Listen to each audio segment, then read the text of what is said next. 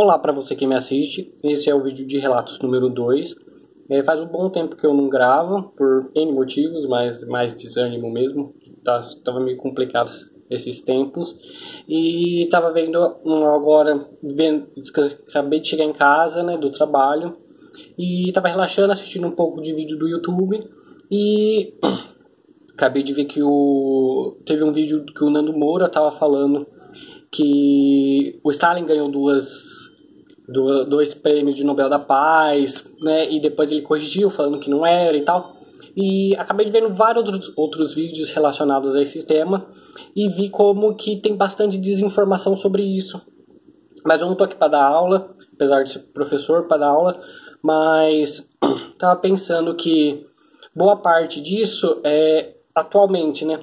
É uma consequência do que os antigos, os nossos pais, a educação brasileira teve sobre esse tema da história geral, principalmente sobre quando chega no tema de como consolidou o capitalismo, como que se fundamenta o capitalismo e como aconteceu o surgimento do socialismo, como que foi a ascensão da União Soviética e tal, e o seu declínio e depois o restabelecimento do capitalismo como o sistema econômico dominante. Mas não vai ser sobre isso, porque seriam vários vídeos, vários estudos. É mais sobre uma reflexão que me surgiu aqui, de como atualmente, com o uso da internet e essas várias fontes de informação que os jovens têm hoje em dia, que a gente chama nativos de internet, que já nasceu com a internet funcionando, então para eles o mundo sempre teve internet, que é muito diferente do que eu vivi e do que os nossos pais viveram, que viu um mundo sem internet, a internet nasceu e o desenvolvimento sem internet do que a gente está vendo agora. E vendo isso, eu vi que a metodologia utilizada principalmente no ensino público, que é a maior parte do ensino que as pessoas têm acesso ainda no Brasil, porque se eu for parar para ver em números, a quantidade de crianças, adolescentes, que têm acesso a uma escola particular ou um ensino de qualidade, vai estar na escola particular, ou algumas escolas públicas conseguem atingir esses níveis mais altos de qualidade por mérito realmente da gestão, dos professores, dependendo de onde vai estar essa escola, do estado brasileiro ou da região.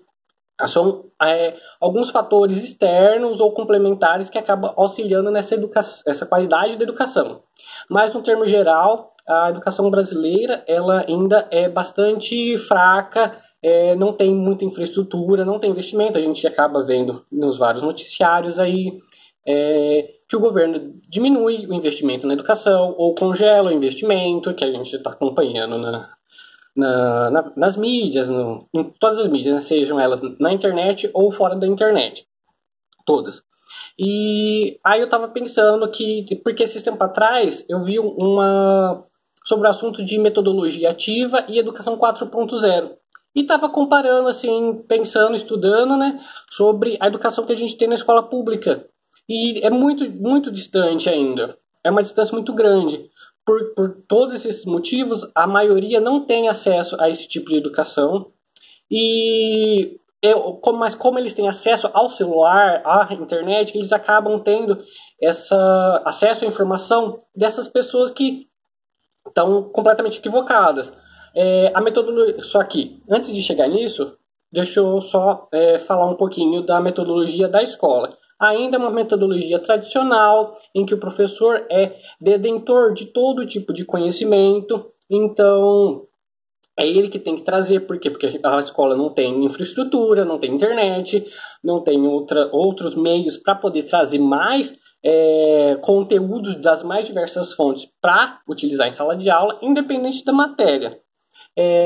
Ainda mais como no meu caso, que é história, e precisa ler bastante, então seria muito mais fácil utilizar a tecnologia que os próprios alunos têm, no caso o celular, utilizar o celular de uma forma que auxilie a aula, a escola, do que proibir o uso como acontece no ensino público. No ensino particular já não tem tanto, por quê? Por causa do avanço das metodologias ativas, em que o acesso à informação é muito mais diversificado, não é concentrado no professor. Então, os alunos acabam tendo essas informações porque eles vão estar conectados, querendo ou não. É o WhatsApp, é Face, é Twitter, é várias redes sociais, várias formas de comunicação. E essas informações desse pessoal equivocado acabam chegando neles, e como a gente não tem ferramentas para poder mostrar mais lados ou ver como que desenvolveu o socialismo de um lado, desenvolveu o capitalismo de um lado, do outro lado, e como que é essa dinâmica e tal, para aquele que entenda que há os dois lados, não só esses dois lados, há várias formas de pensamento, de organização econômica, política, cultural, social, enfim. Eles acabam caindo numa dicotomia, né, que eu já tenho falado alguns tempos atrás, assim, no meu antigo canal, antes de apagar o vídeo, em que é muita coisa, né? Ou é direita, ou é esquerda, ou é bom, ou é mal, e o mundo, a realidade, não é assim.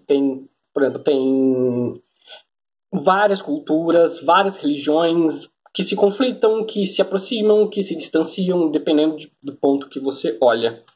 Então, fica complicado para o professor hoje confrontar essas fontes novas de informação que os jovens têm, sem utilizar a metodologia tradicional que sempre teve no ensino público. É um desafio, não estou aqui para propor soluções ou ideias, ou não. A gente tem que pensar em toda forma de tentar solucionar esse impasse. E eu acredito que a gente caminhar para a escola pública com introduzir, mesmo com a dificuldade que eles têm, mais metodologias ativas, ou pensar junto, ou os professores de gestão, e com os próprios alunos, formas de que o estudo, a escola seja atrativa novamente. Por quê? Para que ele realmente aprenda junto com as metodologias ativas, que ele possa participar do processo de ensino, aprendizagem e tal, e ele vê que aquilo é bacana, que aquilo vai ser utilizado de uma maneira, não é uma coisa mais tão abstrata, porque é só o professor que fala, aquele assunto chato, ainda mais história, que, nossa, eu quero saber lá dos anos lá, das cucuias, não. Não, então, para que ele desperte o interesse. É difícil por causa que a gente tem que competir com a internet.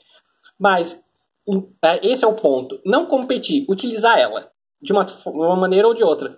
E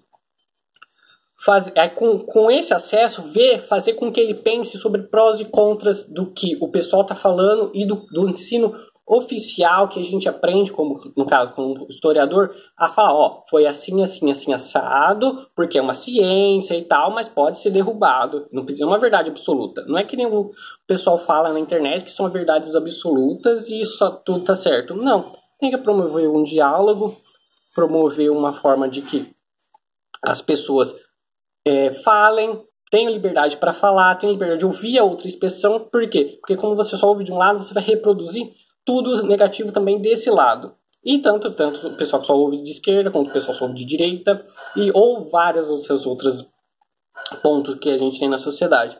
Então eu acho que um ponto que a gente tem que pensar hoje em dia é como que as crianças aprendem, ou como os adultos aprendem na escola, e não só utilizar da maneira tradicional, de utilizar as novas ferramentas, o novo acesso à informação, para que a gente pense em maneiras de melhorar todo esse sistema. Porque o ensino tradicional não está mais dando certo com essa juventude, porque nessa época do ensino tradicional não existia internet. Então era muito complicado fazer isso. Hoje já tem, hoje a gente tem que pensar de uma outra forma. Então eu trouxe mais só para a gente poder fazer um debate, ou propor uma forma melhor de pensar, de vir mais pontos de vista, mais informações. Eu acho isso super válido, acho que isso que tem que ter em discussão hoje em dia, e deixar o extremismo, o preconceito de lado e começar a pensar como comunidade, porque a gente está se desagregando, segregando, e em vez de se unir, propor soluções. Ninguém está propondo soluções. Todo mundo está querendo atacar. A gente tem que parar com isso. Em vez de atacar, pensar junto para resolver os problemas, indiferente de quais problemas que surjam. Hoje é o relato 2, foi isso, depois eu volto com mais pensamentos, mais coisas para poder falar, ou um assunto específico para a gente poder debater. Falou!